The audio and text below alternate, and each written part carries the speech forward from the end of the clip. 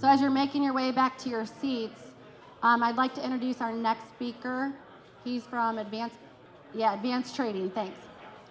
And his name is Tommy Grisafi, and you've probably seen him on RFD TV over the years. So with that, I'm going to turn it over to Tommy. Good morning, everyone. Great to be here in Iowa City. Thanks for coming out in this weather. It's winter, right? It's February. It's supposed to be like this. The weather's been unusual. I haven't wore a jacket since Christmas when we had that cold spell, and there's about 2 days I needed it, but I was just too dumb to put it on or thought I was too cool. I want to talk to you about markets. My coworker is going to do one of your meetings in a week, and he's going to talk about a bunch of different stuff. So you're going to be like, you guys work at the same company, and none of those things were alike. But I'd like to give you some of my experience from trading at the Board of Trade. I went down to the Chicago Board of Trade in 1989 on a high school field trip, and on my 21st birthday, I leased a seat at Chicago Board of Trade, and I still have it, but I own it now instead of leasing it. But it's been a wild ride. Markets have been wild. Markets are good. I don't really have bad news for you as far as the markets, so I'm not going to sit here and tell you that the world's going to end. It kind of gently ended a year ago when the war broke out, and that was a very unique situation. So things that are happening to Iowa farmers that feel good are the exact opposite is happening to a Ukraine farmer. Everything good that's happening to you, something bad is happening to someone else, whether it be adverse weather in South America, which is good for you, it's bad for them. These things tend to even out and level out. And over time, I just realized, well, I couldn't speak. I have gum in my mouth. I'm like, I can't talk. I'm like, hold on. All right, no bubble gum while I got the mic. But over time, things tend to work themselves out. So I've seen great bull markets. I've seen bear markets. I've seen markets where you can't get out of. Right now, the land market's in a great bull market. I'm sure there's not a single person in the room who doesn't wish they own more land. I'm not going to tell you how to be able to buy land. The best way to be able to buy land was 5 years ago, 10 years ago, 2 months ago. I am absolutely fascinated with Iowa land prices. I'm friends with a gentleman. He has a blog called The Land Talker, and I love watching. You can go to landtalker.com and subscribe to it, and you can just watch those land prices trade. It's just absolutely fascinating. But when I came up here today, I talked to Scott, and I asked him, are you in the bushel business? And he laughed. He's sitting back there laughing right now. If we could have the camera on Scott instead of me watching him laugh, that'd be great. But this family is definitely in the bushel business. And as a guy who helps people market grain, I'm in the bushel business. And to be honest with you, I'll just be blunt. The best thing you can do to be better at marketing is grow more bushels. I know you're like, you know that, and I drove all the way out for that in the ice, but if you don't have the bushels, it's really hard to be great at grain marketing. So my 3 B's of better marketing are bins, well, bushels first, then bins, then basis. And if you understand the 3 B's, you're going to do a lot better than your neighbor. So let's talk about outside markets. I'll talk a lot about outside markets. I'll give you a couple strategies for being better at trading or hedging. Obviously, I'm not here to promote myself as a broker. I actually want to tell this whole group, you do not need a broker. You can be your own broker. I am a broker for 100 people, and some are in North Dakota, some are here in Iowa, some are in the room. But you do not need a broker to trade at the Board of Trade. So when I make a trade at the Board of Trade, I pay a nickel in commission. But when someone's a customer, I charge them a lot more than a nickel. He's like, what the heck's going on here? I didn't get the nickel rate. Well, I got 2 girls put through college, and nickels don't get it done. But when I'm trading and speculating with my seat, just like you, I want to be the lowest cost producer. And so to be a low cost producer in the market, you need to own a membership at the exchange, and you need to have low commission. If anyone in this room wants to do that, I would challenge you to come up to me, call me, and I will help you do that. In my career, in the last 5 years, I've helped 5 farmers become members of the Board of Trade. I've taken people paid $300,000 in commission down to $20,000. You have to be asking, why would you do that? Because they tell every one of their farmer friends how awesome I am, and I end up picking up their friends as clients who don't actually want to go through the process to learn how to do this. So I don't come here today, I do come here as a commodity broker, commodity trader, but I'm not here to say, if you sign up with Tommy Grisafi, you'll be better. I don't believe that in the sense that I want you to sign up with yourself. The worst thing you can do, and I've watched so many of you all do it, is to say, I'm going to own the ground, I'm going to own the equipment, I'm going to go all the meetings, I'm going to do everything, I'm going to hand my marketing to you, XYZ big company in the ABCD alphabet soup block, and I'm going to let you do an accumulator for me. And I'm going to sell you some grain at $5, and if it goes to $5.50, I'm going to give you twice as much grain. That's really great until we go to $8. Did anyone in this room deliver any $5, $5.50, $6 grain? Maybe you're not going to raise your hand because your neighbors and friends are here, but a lot of grain got sold at incredibly low prices because no analyst, no person knew there was going to be a war. And so truthfully, I've always known price isn't predictable, but when crude oil went to negative $37, and there's a young man in the room who traded crude oil. Where is this young man? Your son. Put your hand up. How low did crude oil go that one time? -40. Yeah. So I'll tell you a story, and a lot of my speech will be stories. You're going to be like, that guy, he didn't tell us a damn thing, but he told us some good stories. The day crude oil went negative, I called my clearing firm, Cunningham Futures, and I said to Scott Cunningham, whose father started Cunningham, I said, hey, there's a chance crude oil can go negative. And the owner of the company goes, well, that's not possible. I'm like, listen, Sharpie, they've been trading negative options for a week. Like, it might go negative. And so there's a company named Interactive Broker, which is like a Schwab, E-Trade.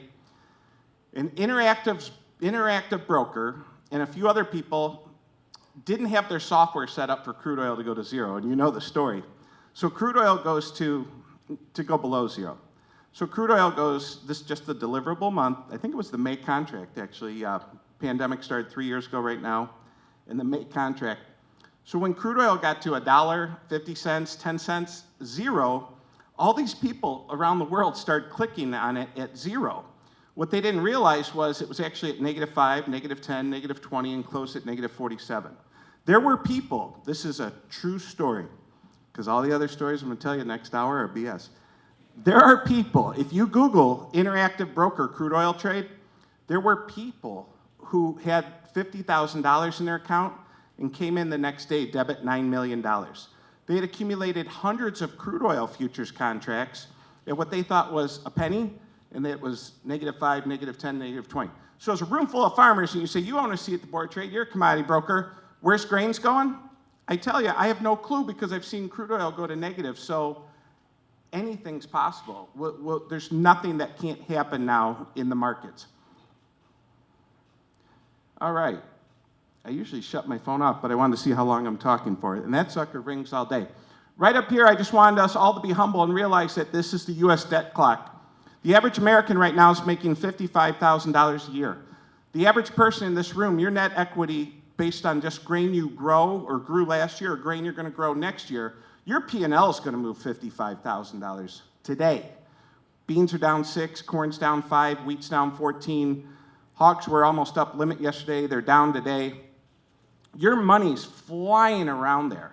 And the average American's making $50-some thousand a year.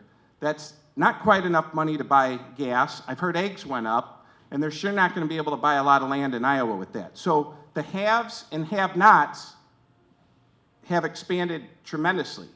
And no matter who's president, they always say we're going to take from the rich and give to the poor. I've never seen it happen. I can tell you this from the bottom of my heart. Inflation is the largest tax ever on the poor. And what just happened with coming out of the pandemic and now coming into where we are now, into a high inflation, high interest rate environment, that is a tax on the poor, the middle class, and the upper middle class. So this room is also blessed to be doing well in production agriculture. I have clients who had a hard time getting operating notes 3-4 years ago, and they called me a few months ago and they said, I'm driving to Missouri to buy a new pulling truck. I'm like, what do you need a pulling truck for? Well, for the fair, we got to pull the. I'm thinking, this guy barely got operating 4 years ago. He's got extra money for a pulling truck. Now, for some of you, that might be a snowmobile, it might be this, it might be that. Most people already have the lake house of their dreams. So My whole goal today is not to show you how to get rich. I would believe that anybody in this room who's involved in agriculture is successful. Anyone who owns land is doing very well, beyond belief. So this is the U.S. debt clock, and I just find it fascinating, all the numbers on this. Some really sad numbers, too. It's hard to see. You can't see it, so let's just move on. By chance, we're going to get to the next slide. And when we get to that, we'll talk about the paradigm shift. Scott, I heard you mention the word paradigm, and you were saying paradigm shift as far as what? Is when you said there's a paradigm shift. Behaviors of, in this particular case, our customers have changed from possibly buying a lot of their prepaid products in after Christmas to a number of them started buying it the first day of August this year. And that's been a trend that's been going on a higher percentage every year for the last decade. And so when I've heard the word paradigm shift recently, it was about interest rates. And we have had a paradigm shift in interest rates. And Scott, you may be the only one old enough to remember what interest rates are. Can you tell the room? 19%. You win. There's always, every room I go to and every room I speak, I ask who paid what rate, and it's always in the 80s, right? Did you really pay higher rates? You're not old enough to remember 19%, are you? I graduated in 1982, which was the absolute peak, and I didn't have any money to go buy anything, so I didn't worry about it. But you heard aunts, uncles, family members talking about it? I paid 18. Congratulations, we have a winner. We're going to give you a pitcher of beer and some barbecue here in a little bit. So, you know, I was going to bring you guys rain gauges, and I forgot. The one story, though, about when I do go speak in public, there's always someone older and bitter who wants to let me know they paid 18, 19, 20%. Well, one, congratulations for surviving that. But something hit me a year ago when interest rates started to go up. I realized when you paid 19%, and I'll ask you, how much money, if you're comfortable answering, if you're not, I understand, but I would say it's around $100,000 to $200,000 is what you owed on that. How much money did you borrow at that level? My first car, around $7,000. 3 years later, I went in because I thought I had it paid off. And they said, you still owe $5,000 for that car. I said, I can't. I paid it off. No. It was all interest. Okay. So now a pickup costs $70,000. My wife was so kind to let me drive her new Tahoe out here, and I left her with my old car. She's a great gal. And she goes, but it's going to be icy. I go, yeah, but I gotta go to Iowa. You were borrowing $7,000. A pickup now costs $70,000. Most people's operating notes in the 80s was $100,000. I don't have a client who has an operating note under $1 million. So yes, interest rates were 19%, and that hurt on $7,000. I don't know why someone would borrow $7,000 now. We're dealing with everything with another zero.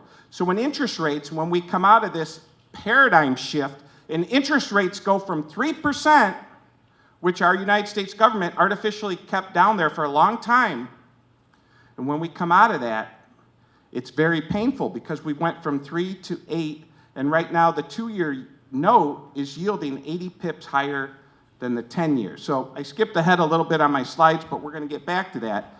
And I do not know anyone, nor have I ever met anyone who borrowed millions in the 80s. But the 100,000 they borrowed stunk because they didn't have the 18, 20 grand to put to that. So talking about markets, world markets, the Ukraine war, this guy, is it Peter Zion or Peter Zion? Zion? Thank you. So Peter Zion, I love watching his YouTube videos, but you got to call BS where there's BS. Peter Zion said, I knew the Ukraine war was going to happen. I'm like, hey, smart cat. I wonder how many wheat futures and wheat calls he bought, because I watched wheat go from 8 to 14 in a month.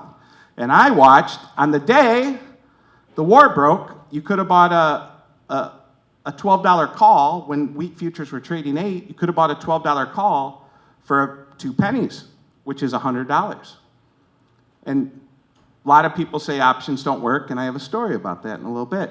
So Peter knew the world was going to happen. What's he do for a living? He writes books, and he gives speeches like this, and he gets paid a lot of money. I've traded markets my whole life. You can get paid an incredible amount of money trading crude oil. You can get paid an incredible amount of money knowing there's going to be a war on some of the most fertile ground. I'll call BS in the sense that if he knew the war was going to happen, he wouldn't be giving speeches anymore. He wouldn't be writing books. I'm always nervous when someone has a new book out. They're telling you they're so smart that they want to tell you about it. That's scary. That means they haven't made enough money in the real world to not have to write a book. So when people say options don't work, I want to give you a scenario. The day the war started, you could have bought a $12 call for $100. And then a month later, it was worth $10,000. This is not exaggerated. That really happened, okay? The person who sold the option could never make more than $100, but they lost $9,900. Now I want to tell you a story about two farmers talking about options when we talk about markets. Two farmers get together, and one farmer says, those options don't work. I've never made money trading options. The one farmer says to the other farmer, that's not true. I put 2 kids through college trading options. They were my broker's kids. That's a true story, all right? So be careful trading those options. Watch out for these brokers from Chicago. And let's talk some markets here.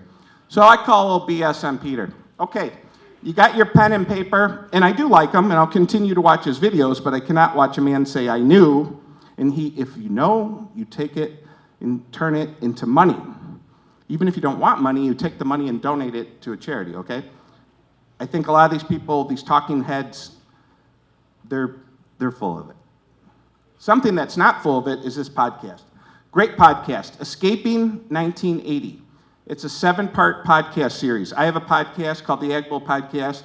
I'm just telling you that just to sound cool. This was a great podcast.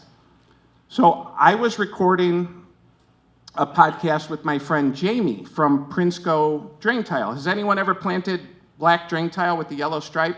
It's called Prinsco. Jamie's one of the owners of Prinsco, and he has a podcast called The Water Table.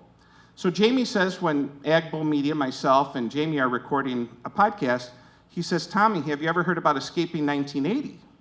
I said, no, I don't have a clue what you're talking about. He goes, it was a podcast series that was recorded 2 years ago. And I go, okay, why would I want to listen to it now? He goes, you got to listen to this thing. There's ag economic professors, there's people who worked in DC, they're talking about how inflation might rear its head, that the farm community's been given a lot of money, American public's been given a lot of money, PPP loans, a lot of money given to a lot of different organizations for a lot of things. Truthfully be told, $4 trillion was put into the American economy, and that has an effect. We're now seeing that effect. So when you go back and listen to this podcast, Escaping 1980, they're talking about 2 years ago how they think America could go into a 1980s type farm crisis. Well, that's not happening. But it's very important to listen to the podcast to study history. And this is one of the best podcast series I've ever listened to. So I hope you listen to it. Earmark this. When you're going out the plant, or if you got a long drive home, listen to episode 1, 2, 3, 4, 5, 6. The only problem I had at episode 7 when it was over was I was mad it was over. I wanted episode 8 and 9 like a great book or a great Netflix series. I didn't want it to end. One of the best things I've ever listened to. On the very last episode, in the very few minutes, they're talking about how we should see inflation, but we just don't. And I'm like, but wait till 2 years from now when eggs are $6 and diesel fuel has a 6 in front of it. And of course, it'll be Russia's fault, all these things are happening, but it really happened, and we're living through it. So yeah, there's a boom in agriculture, but it's coming at a price. American agriculture's benefited as well as anyone from what's happening. So in Escaping 1980, they have the right idea. The one thing I will tell you that would scare the heck out of me, and it can happen, but I'm not here to tell you it's going to happen. I'm just here to tell you it could happen. For as bid as all your land prices are, they're bid because someone's willing to buy them. And if that ever shifts, where buyers, right now there's a fair amount of aggressive buyers for every seller. So every land auction that happens, There's aggressive people buying it. It's that 40 you always want, that 80 in between two farms you own. The money that's going out to buy land is incredible. What happened in 1980 and what you'll gather in 1980 is people reached up to buy $1,200, $1,300, $1,400 farmland. Does that sound right? How high did it get in 1980? About 12? 14? In 1980? And then it came down to like the number 800s in my head. Did that really happen? Did we really ramp up? And when we went no bid, some of the most successful farmers I know in Iowa, the only reason they're successful is because the bank said, you got to do us a favor. We own all this ground. We need someone to farm it this year. And they let them farm it. They let them start buying it back cheaply. And those are some of the most successful men and women I know because they survived 80, 81, 82, 83. President Carter's going to pass very soon. And when you say President Carter's name to an older farmer, they get mad. I mean, the embargo was bad. There was a lot of bad things that happened. Right now, we're having a lot of good things that are happening. I'm not here to say it's going to end. I'm just here to say someone did a great job and studied history. Let's hope it doesn't repeat itself. This guy got the whole ag boom started. This is Dr. Earl Butz. He's the one who said, let's plant fence post to fence post. And the only thing that's stopping that from happening is dollar stores and apartments going up here in Iowa City. We're still planting fence post to fence post, but we do have good production farm ground competing with the housing sector and the business sector. But Dr. Earl Butz really got the party started many years ago. And a lot of things that happen with Dr. Earl Butz are still very important. I'll give you a name of one book that I absolutely love. I discovered this book this summer. Of course, I want you to listen to the podcast Escaping 1980. But there's a book called Limit Up, and it's written by a guy named Russ Crawford. And Russ Crawford worked at Cargill in Canada right before Russia came over and bought American grain. And the fascinating thing that happened when Russia came over and bought the American grain, I doubt many people remember this, but did you know in 1972, America actually financed Russia to buy the $60, $70, $80 wheat that went to $3.50?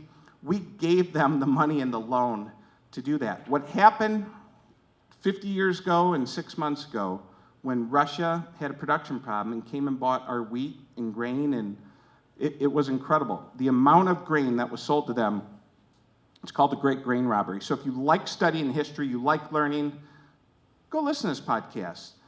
Read the book, Limit Up. It's fascinating to understand what happened with markets. Well, Dr. Earl Butz had a big part in that actual deal. Most of today, I want to talk about money, cash, managing money. A year ago, there was a trade called TINA. There is no alternative. And now, there is an alternative. There's not a bank within 50 miles here who won't give you 4.5% on a CD. Do we have any bankers or ag lenders in the room today? Anyone? Do we have anyone who owes a bank any money? There we go. All right. Now, that's what we're going to talk about. How do you take your grain, cash flow? In the old days, store and ignore worked pretty well. But now, as operating 7, 8, 9%, in the last year, to your point, you borrowed money for a $7,000 pickup truck. You thought it was paid off. You realized you still owed $5,000. You paid an incredible amount of interest, and you put, it sounds like you paid $5,000 interest, and you put $2,000 down on principal. I can't explain to you how bad it would be. We're not quite there yet, but the front end, the operating is 7, 8%. If you're paying 7% operating on a depreciating asset, it's going to become very deadly very quick. So if you're paying 8%, and 1 year from now, I'm here, and corn's 20% lower, and beans are 20% lower, it's not going to feel good. It's not going to feel right. Fertilizer won't be a low enough price for it to feel right. And that's really what I'm worried about. So cash was trash for so long. And it all started back in 06, 07, 08. Anyone who's watched the movie The Big Short or just lived then, who saw a friend get a mortgage and their mortgage explode. The housing crisis and the crash and the correction of the markets in 08 forced our Federal Reserve to artificially keep rates down. The very reason American agriculture is doing so well is because the decisions and what the Fed did to support the American economy. I'm getting a picture taken. Hi, everyone. All right. What our United States government did we did collapse. GE did say as a company, we don't think we can make payroll in 2 days. That's a serious problem. Ford did go down to like $1. Some really, really, really bad things happen in the markets. But the Fed did quantitative easing, 1, 2, 3, and money has been readily available for the last 15 years. The last time we had interest rates this high was 06, 07, when a 7% mortgage was normal on a house. So this younger generation, there's a lot of young men and women here. We became conditioned to think a 3% mortgage was normal. And that if you had a 4% mortgage, you must have had bad credit or something, because that was normal. And so anyone who survived the 80s and seen interest rates go up and come down had to have been shaking their head all this time, seeing all this money put into the economy. And we're pumping money in, pumping money in, pumping money in. And our national debt, which was on that chart, it's probably 31-something trillion, is just an incredible number. And I don't know what made it take so long to get inflation going, but it's here to stay, folks. And that is my message. And although 2-3 months ago, if you were watching the Business Channel, you would have heard them say that the Fed is going to pivot. And so if you want to know what interest rates are going to do, you can go to CME Rate Indicator. And the CME group has a formula based on how interest rate products are trading on what percentage they think the Fed's going to raise rates. Late last year, everyone was saying the Fed's going to raise 0.75, 0.50, 1.25, and they're going to stop. That is not true. The Fed's Bullard, James Bullard, one of the Fed governors, was on CNBC this morning, and he said, I quote, "We have more work to do. That does not mean rates are going to go down." So rates have went up. That's a fact. I didn't come here to predict where corn and beans and wheat are going, but I can tell you interest rates have went up at a greater velocity than they did in the 80s when you base it off of percentage increase. That's how much we've increased. And so when I talk about the great paradigm shift, I'm talking about what's happened in interest rates. And for young people in the room, it's going to make it harder to buy that piece of equipment. It's going to make it harder to buy that piece of land. And it's going to really be challenging. Now, why does the Fed raise interest rates? Because the economy got too hot. How did the economy get too hot? Feds around the world kept interest rates artificially low for many years. And so when you look at this next slide, all those years there, interest rates were low. And you can put 5 years behind 13. So from 08 all the way till 17, we had almost zero money. What's that mean? Grandma goes to her favorite bank, First State Bank in Iowa. I personally work at a bank when I have an office in Fargo and I have an office in Bettendorf. When I'm in Fargo, my office is at First State Bank in North Dakota. Now, what I've learned as I drive around the country is every single state has like 3 banks named First State Bank. But I had $100,000 wired to me the other day. They wired it to the wrong First State Bank. And luckily, they're nice enough in North Dakota that they sent the money back. I got it back. But be careful with First State Bank. But Grandma goes to First State Bank. She gives them $100,000 during all this time. You know what they give her? Thanks, Graham. I'll give you $250 at the end of the year. I'll give you $500 at the end of the year. Thanks for your money. Now, I'm going to take your money, Grandma, that I'm giving you 0.25%. I'm going to lend it to you to buy your new pickup. That's not $7,000 anymore. It's $70,000 for 4% because you have good credit. So banks used to get money at 0.5%, maybe 1%, and they'd loan it out at 4%. We went through that forever. Then interest rates started to go up, and that car loan went to 5%, and the home loan went to 4.5%, 5%. And then all of a sudden, 3 years ago right now, the pandemic starts. So the economies are coming down, the world markets are getting nervous, and our Fed, as you can see in these lines jerking down, our Fed lowers rates. And that last lower, that last blue line, I'd be interested to see if anyone knew, but do you know what day that happened? Do you remember when the Fed took interest rates from 1% to 0? It was on a Sunday afternoon during the pandemic, and I'm watching the Business Channel. We got 3 TVs up in the living room watching. Oh, you got to keep them on. You got to have Fox News on, you got to have CNN on, and then you got to try to find something in the middle. If you find that channel that's in the middle, let me know, because I can't find it either. So anyway, Dad and I got all the TV channels on, right? And they said, the United States Fed lowers interest rates to 0. Well, that's pretty low. Not negative, but we did have negative rates. When they did that, the next few months, over $17 trillion of debt in the world economies were trading at negative. So what's that mean? Grandma brings the German bank 100 grand and says, will you hold this for 10 years? And they go, yeah, we'll hold it for 10 years. And in 10 years, Grandma, we'll give you 9999.8. She's like, oh, thank you, that's wonderful. That's what happened to interest rates. So interest rates did go negative. And what's that do? That says it encouraged taking risk. And the NASDAQ market blew up. All the stock markets blew up. And so when the Fed did that, they were giving the green light to Wall Street and savvy investors to go take risk. They are pulling that money back. And now there's less than $1 trillion. There's still money in the world trading at negative interest rates. There's only $1 trillion at negative interest rates still in the world. That is the great paradigm shift. So now interest rates are going back up. That chart's not accurate either on the right because it's higher than that. And the price of money has changed. Now, going back to our story about the 80s, $100,000 was a large loan in the 80s. $1 million's normal now. $2 million's normal. I have plenty of clients. I work with some farms in North Dakota that are 50,000 acres, 20,000 acres. South Dakota, 2 brothers, 20,000 acres. They don't have $1 million operating.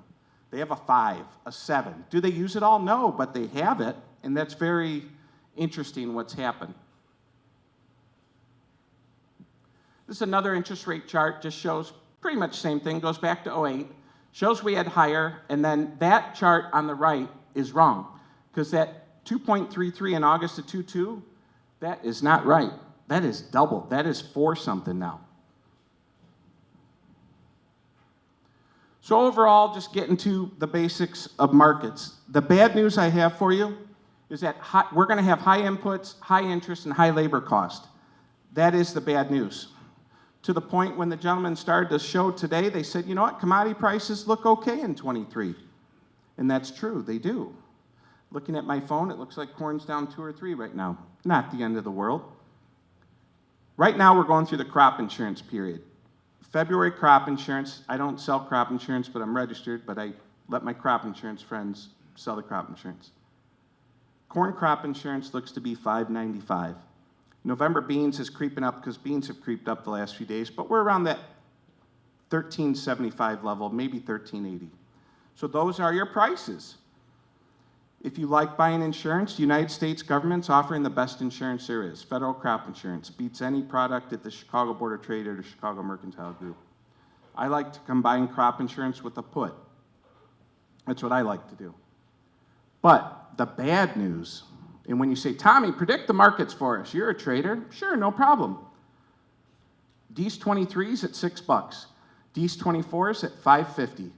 D's 25 futures are at $5.05. So my question to you is, in this room, is how many years can you go with not making money and breaking even? Because in 24, 25, 26, things could get really tight because we will still have high interest rates. Labor's still going to be a problem as long as every fast food restaurant says $17 and $17 an hour and $500 bonus to sign up. Labor's going to be a problem in America. Interest is going to be a problem. And inputs, well, fertilizer is going to be very affordable because we're at a fertilizer meeting. And to give fertilizer, a lot has changed. I was trading natural gas futures before I came on stage. If I was trading natural gas futures 2 months ago, they had a 9 in front of them. Last night at 11 o'clock, my phone dinged. Natural gas went below 2. Now I forget, maybe you could educate me, Tim or Scott. How is natural gas used in fertilizer? Why do I think natural gas prices are involved with fertilizer? So primary raw materials make nitrogen. And it's really hard to grow corn without nitrogen. Well, I mean, unless you think 40 bushel yield's really great, right? Okay, so maybe some of your inputs are going to come down, but they don't seem to come down as fast as they go up. Whether it be a box of cornflakes, fertilizer, fuel. I watch crude oil futures break $4 and I go to the gas pump and it's the same price. I'm like, what's going on here? And that happens. Once American consumers, eggs were always $1, $2 was a lot. Once they go up to $6, you kind of think 3 is a bargain. And in American agriculture, when it comes to your inputs, I would imagine regardless of how it goes, prices are going to stay high. And so many years ago, as I've been speaking, I don't do many speeches because I'm usually home working, so I choose not to speak out in public, and I'm on national TV a lot, which is a lot more fun than driving in ice storms, to be honest with you. So instead of being, this is my favorite thing to do, instead of being in front of an audience of 85, I get to be in front of 8,500 people on RFD TV, Tuesday twice, Thursday once, and I get to be put in an incredible amount of people. But this is by far my favorite event to do. And when you look at agriculture, markets, media, everything that's going on, there's a lot of information to digest, and there's a lot of wild things that have happened. So no, I don't come out to speak as much anymore. And in the old days, my point of telling you that story is when times were tough, all everyone had for you was an Excel spreadsheet, and they said you need to know your cost production. Well, I'm gonna let you on a little secret. They said if you know your cost production, we get up to your cost production, you gotta sell some there. I don't know what that means, because all of you have been selling grain for dollars over your cost production the last few years. And I'm gonna tell you what I think your cost production is. And if you disagree with me, you're gonna laugh at me for my comparison and teasing myself. But your cost production's your weight. And so I weigh 275 pounds. Now, when I was skinny, I ran 10 marathons. I swear to God, you can Google it. I ran 10 marathons. I weighed 185 pounds. I need to lose some weight. My cost production's high. The Chicago Board of Trade does not care about your cost of production. I can tell you from someone who walked in the Chicago Board of Trade corn pit on June 24th, 1993, my 21st birthday, with a full seat. And I walked in, and you know what they do right before the bell rings? They say, this young man, Tim? Brian, close enough, all right. Brian. They say, hey, everyone, we got to get corn up 2 more cents. Brian over there in Iowa City, he's got bills to pay. And he just got divorced. No, that's not what happens at the Chicago Board of Trade. They don't care what your lake house is. They don't care you just got divorced. They don't care that Chevy's not good enough and you need a GMC. They don't know you need that pedal that when you open the door, the thing goes out because your leg just can't get on the thing. They don't care. And so for years, between 2013, 2014, all the way up to 2020, 21, all my expert friends said you need to know your cost of production. Wrong. Is it important to know your cost of production? Absolutely. Does it matter? Yeah. But your cost of production, I promise you, if you learn anything from my speech today, your cost of production is your weight. It's not my weight, and the Board of Trade doesn't trade Iowa City cost of production. It's the job of the market to get the inefficient producer out of the market when hard times come. And we went through incredibly hard times for many years. We came out of that. We went into the pandemic in 2020, and corn went to the lower 3s, and we were going to have a $3 billion carryout, and we were never going to come out of this. Fast forward 3 years. We have a positive basis in Iowa. We have a positive basis in parts of North Dakota. We're selling corn with a 7 in front of it, with many of my clients with a very low cost of production. I have farmers who I had suggested in North Dakota a year or 2 ago, why don't you tile your ground? You've lost some crops to water. It's too expensive to tile. How expensive was it not to grow a crop in 2022 in North Dakota? If I could just show you how beautiful some of these lake homes are in Detroit lakes from clients who have tile versus clients who don't. Now, am I here to sell tile? No. But I am in the bushel business. You're in the bushel business, and you all should be in the bushel business. And tile paid. It always pays. And if you're going to grow a bushel, you do not want to lose it to water. And land in Trail County, North Dakota, where my office is, which is just north of Fargo, when I first went up North Dakota 6, 7 years ago, land was going for 3,000, 4,000 acre. And if someone paid $4,500, they were a true disruptor. Now, a month ago, I watched a whole section in Trail County be auctioned, which one of my dear clients, two brothers, farmed. And I'm embarrassed to tell you what they were paying for cash rent versus what this land went for. Now, who wants to take a guess at what a whole section, one name, traded 1 month ago in Trail County, North Dakota? Now, it's not like crazy Iowa prices, but understand, a few years ago, this was $4,000. What do you think a whole section traded for? $9,000. Real close. We got a winner, $8,600, okay? We'll give you a brisket here in a little bit, maybe some macaroni and a cookie. Okay, $9,000 an acre, $8,600 an acre. Do you know what that equals? Because you look like a smart guy. Do you know what that equals to a cash rent equivalent? $350 an acre. I think my friend said it was $450. Do you know what my clients, they'd be so mad if I told you all, but you're not all gonna go up there and try to compete with them in Trail County. Do you know what my client was paying in cash rent that lost that whole section? $175 an acre. You know what that field averaged last year? 202 bushels. I was in the combine. Now those numbers work. 175 cash rent, 202 yield, renting it from family for years. Now the family didn't even offer it to these guys before they sold it because they probably were afraid they were going to get lowballed. And so they went to Steffes and it auctioned at a pretty high price. Those are big, big, big numbers. So my point of talking to you today is not to say that the world's ending, not to say that you're not all successful. How in agriculture do we start to keep this money? We've all come into a lot of money. We've all been blessed. Some of us have owned farmland for just a year or two. Some of us have owned it for 100 years, maybe more. How do we keep this money, and how do we keep this cancer called interest rates and inflation out of our farm? Buying the new latest spreadsheet isn't going to do it. Being better at marketing, it'll help. It's not going to save your farm. The saddest thing that I didn't realize it was happening to me, but now looking back at my career, when I became a commodity broker in 2013, grain markets were slow, interest rates were slow, and I just quit making money as a trader. So I became a commodity broker. Now I'm blessed to do well as a commodity broker, and I'm doing great trading again. But that's because of the volatility. I didn't get any smarter, it just got busy. I used to have farmers come to me in North Dakota, and they'd say, I want you to be my marketing guy, but you're going to have to sell my beans $1.50 higher than where the market is, and you need to sell my corn 50 cents higher. You know, the first time a guy said that to me, I told him I'd try my best. You know what I'd do now if someone said that? I would laugh and tell them to keep the rolls from Casey's that I brought them as the door slapped me in the butt.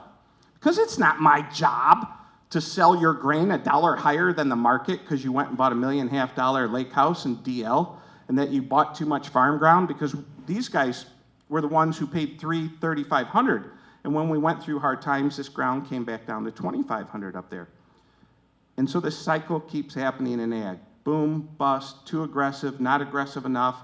There's older people in the room. If you say, what's the one regret? They say, I wish I would have bought more farmland. Could have bought this piece for $250. I was scared. $250 an acre was a lot of money then. Whenever you talk about farmland, it's always a lot of money. And if it wasn't a lot of money, like the 80s, you didn't, even though the price of the ground went down so much in the 80s, you didn't have the money to buy what was on sale. And this happens in the stock market, it happens in the grain market. So my fear for you all is just this, and I'll wrap it up and ask some questions. You can ask questions, and I have one trade I want to tell you about. The market's giving you an incredible amount of money. I think it's the job of the market to take that money back from you. What can we do as a group today to talk about how can we grow more bushels? How can we turn more grain into cash? How can we not get caught into the bad habits that we've developed the last few years? Store and ignore has worked. It's probably not going to work moving forward. If you're storing a bushel and the market's going down and you're paying 8% interest to do that, you have a cancer. And the only way to treat the cancer is through a treatment. And that you're going to have to get better at managing money. So the one trade I want to tell you about that I'm happy to help people with is how, if you know you're going to grow X amount of bushels in this area based off your 10-year APH, how can you get more cash sooner? If March futures are 15 cents higher than July futures, what is happening mentally in your mind with mathematics that you say, I'm not going to sell my grain now, but I know it's 15 cents lower? One would be that you think the basis is going to improve. I get that. The basis could improve 15 cents in a day. But you have to understand, if you have 100,000 bushels of grain in a bin right now, the Chicago Board of Trade says it's going to be worth 15 cents less in July. And it's not costing you X amount of pennies per bushel to store that grain. It's costing you more and more and more because the opportunity cost. If you sell that grain, turn it into cash, and then I have rich farmers tell me, well, I don't want to sell my grain. I don't owe any operating. I say, I believe you. You're rich. Thank you for telling me how just rich you are. Congratulations. What's wrong with making 5%? Because we've been conditioned that money's worth nothing. And now money's worth something. So even to rich clients, I see them selling grain, paying off operating, and then putting the rest of the money in the CD. For every $100,000 or for every $1 million you put in a CD, a bank's going to pay you $50,000. Do you know how many call options you could buy at the Board of Trade for $50,000 a year? If the market drops, which oftentimes it does, your call option will be worth nothing. But your risk will be managed. So even though the markets are good, they look to be 50 cents lower every year in many commodities. And the opportunity cost of not having cash when you need it could be very troublesome. And so that's my number one trade to do, is get grain sold based on, number one, do you have the bushels? 2, do you have a bin? 3, do you need help or do you understand your basis? Bushels, bins, basis. If you want to do futures and options, that's fine. If you want to do HTAs at the elevator, that's fine. The price of doing an HTA, I don't know if you've all noticed this, it used to be free to do an HTA. Then it's a nickel. Now it's like 15 cents sometimes. It costs money to hold a future on the elevators books for a year and a half. I have clients calling elevators saying, I want to sell D's 24. And they go, no problem, it's 20 cents to hold the HTA. I'm like, all right, 550 minus 20, we're at 530 minus basis, we're at 480 cash in some parts up north next year. Those numbers don't work, folks. So I want grain turned into money. I want money earning interest, not paying interest. What questions do you all have for me? Is there any trade scenarios you'd like to go through? Is there anything you disagree with? I usually get someone who's mad at the world and they stand up and they want to tell me how stupid I am. I usually agree with them. I'm like, you're right. You could have called my wife. She would have told you the same thing. So, yes, sir. I enjoy listening to Peter Zion as well, but most of the time he's full of it. I respect him. The guy's incredible. But then it just hit me. The amount of money you can make in the market. There's a guy named Paul Tudor Jones. He's worth $12 billion. Paul Tudor Jones is one of the largest hedge fund managers in the world. Paul Tudor Jones, famous story, got hired down at the New Orleans Cotton Exchange or something, and he was a Memphis trader. Paul Tudor Jones got fired for showing up drunk on the job. He's a young kid, he liked to party.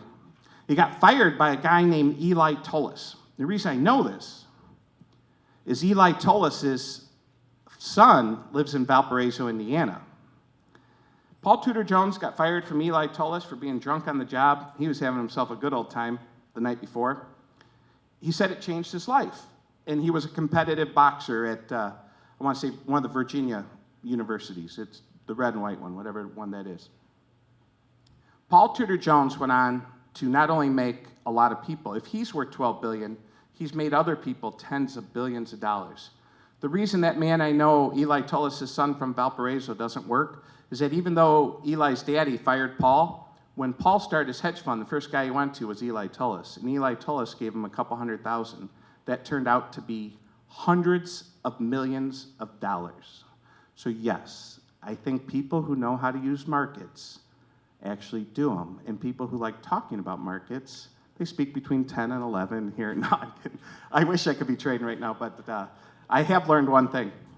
When I go up on stage to speak, don't have a position on, because most times when I'm paid to speak, I get a lot of money, and I usually lose tenfold that while I'm on stage. So I've never went on stage and been like, wow, that's great, I made 20 grand. It's always like, whew, what news came out? What's going on here? And yeah, so that's a great question. Thanks for bringing it up. Paul Tudor Jones is really worth $12 billion. He got fired for being drunk on the job 40 years ago. That is a man who knows how to take information and markets and turn it into something. Can I tell you one other quirky story? There's this little company called Facebook. And if you watched the movie, The Social Experiment, the social something, it's about Facebook. Do you know where the original money came from to start Facebook? It came from one of Mark Zuckerberg's friends who traded crude oil and heating oil over the summer based on weather models. And this young man had $20,000 he lent to Mark Zuckerberg. Do you know what his net worth is now? $3 billion. A $20,000 investment in Facebook turned into $3 billion. There's people who talk, and there's people who do. I find it fascinating. His original money came from trading futures. So it's a big world. It's a big market. Any other questions or comments to our next speaker or lunch, or any questions from our host? Any comments? Great job. You just want to eat lunch. I know what's going on here. I've had this happen before. Everyone, thank you so much. I'll be here if you need anything. I'm in Bettendorf, and it was a privilege and honor to speak in front of you all today. Thank you so much. Lead Academy. Liqui-Grow Excellence. and agronomy development.